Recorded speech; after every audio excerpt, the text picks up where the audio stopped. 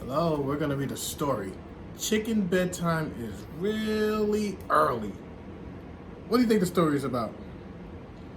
What do you see? From chicken to hamsters, from rabbits to sheep, sooner or later we all need sleep. At 5 o'clock, chickens get ready for bed. Each spotted white hen and each Rhode Island red. The chicks take their baths, chicken mom standing near, to make sure they wash behind each chicken ear. Now fluffy and dry, the chicks bounce into bed. The moms cluck good night and give pecks on the head. So when it's 6, every chick, boy and girly is snug in the coop. Chicken bedtime is early. At 7, it's time for the cows and the sheep to call their young into the barn for some sleep.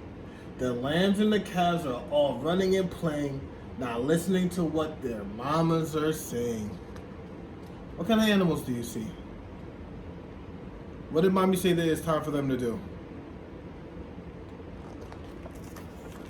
1 minute the barn door is swung open wide, next minute it's closed with mamas inside. The lambs call bad idea. The calves call mom, moo. The farmer has laughs and invites them in too. At 8, it's time for bunnies to stop. They're chewing and chomping and hop, hop, hop. It's time for each one of the bun dads and mommies to put their young rabbits in footy pajamas.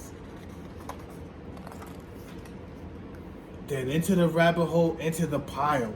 Who kicked me, says one with a mischievous smile. A story, the young bunnies roar. And just as it ends, all the bunnies beg more. Although they've all heard it 18 times before.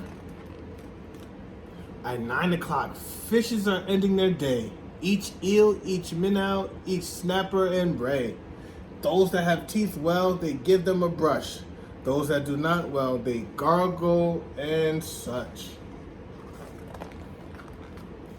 Then some of the little fish sons and fish daughters ask, why can't I have just one more glass of water?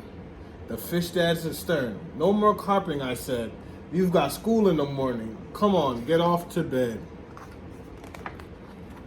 At 10, it's time for the frogs to take 5 and rest from the concert that they performed live. The croaking and singing of songs so inspired results in a pond full of frogs who are tired. So frog moms and pops get to tadpoles all fed and settle them into their little lily pad beds. Then in the soft shimmering light of the moon, an old bullfrog belts out the last froggy tune. 11's the time when the hamsters take rest.